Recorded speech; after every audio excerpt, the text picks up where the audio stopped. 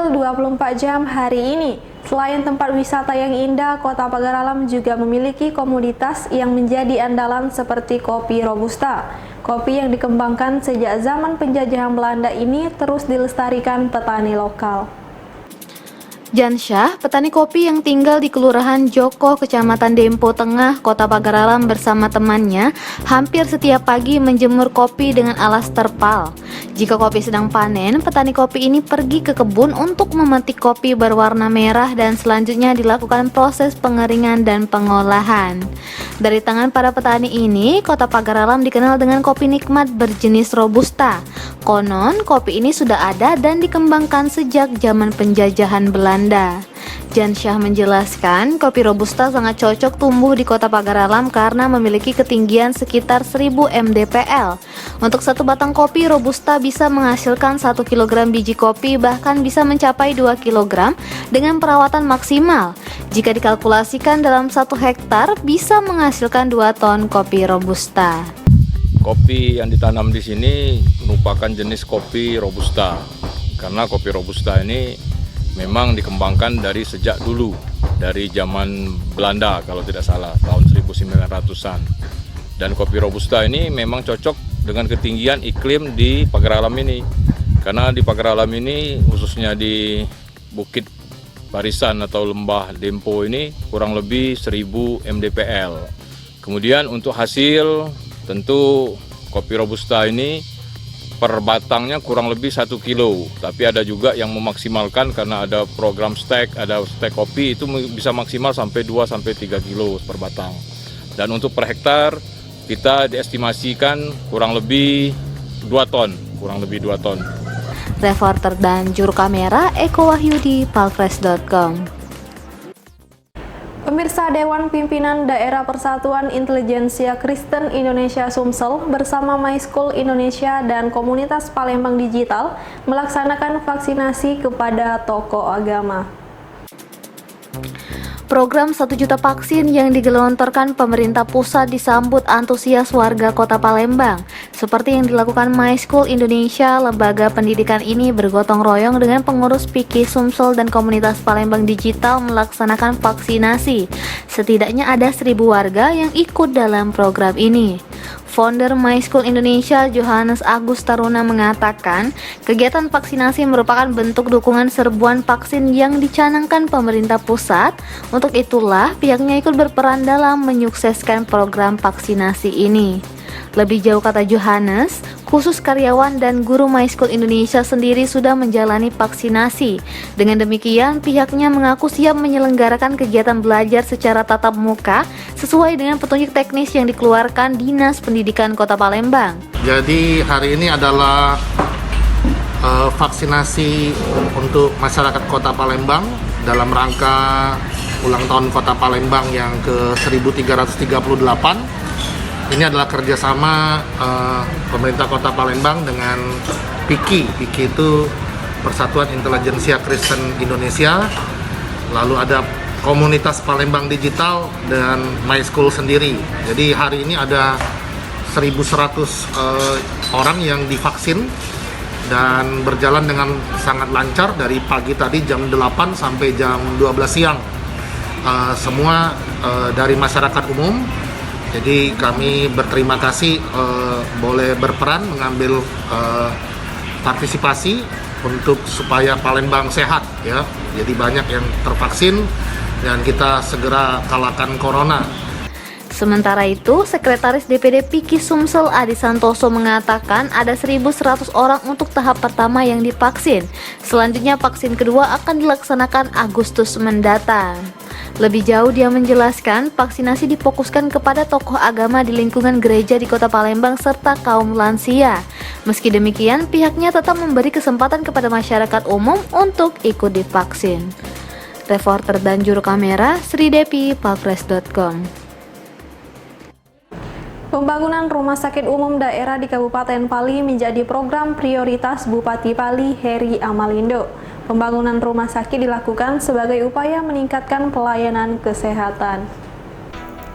Bupati Pali Heria Malindo mengaku akan memprioritaskan pelayanan kesehatan di Kabupaten Pali, salah satunya melanjutkan pembangunan RSUD Pali yang kini masih tergolong kelas D. Pernyataan tersebut disampaikan saat Bupati 2 periode ini saat berkunjung ke Gedung Geraha Pena Palembang belum lama ini. Kepada palpres.com dia menjelaskan, pembangunan RSUD Pali akan menjadi prioritas dalam meningkatkan pelayanan kesehatan. Selama ini rumah sakit yang dimiliki daerah tersebut hanya bertipe D. Dengan kata lain, rumah sakit tersebut hanya menyediakan 2 pelayanan medis spesialis dasar, dengan pelayanan medik umum, gawat darurat, spesialis dasar, dan lainnya. Untuk itulah pihaknya akan berupaya meningkatkan kelas rumah sakit di Pali, salah satunya dengan melakukan pembangunan yang kini akan diteruskan. Tak hanya itu, pembangunan rumah sakit juga akan dilengkapi dengan tenaga kesehatan, mulai dari dokter spesialis, alat kesehatan, dan lainnya. Dengan demikian, rumah sakit tersebut bisa melayani pasien yang membutuhkan pelayanan medis yang intens. Tentunya, ya kebetulan ini sekarang periode kedua, tentunya kami melanjutkan program-program kami yang belum kami selesaikan di periode pertama. Seperti rumah sakit, pembangunan gedung DPRD, pembangunan gedung pemerintah kabupaten. Jadi hal-hal seperti ini itu yang akan kita lebih fokuskan untuk ke depannya. Tentunya untuk keamanan ya kita berkoordinasi dengan TNI Polri. Ya alhamdulillah sampai sekarang daerah kita masih cukup aman.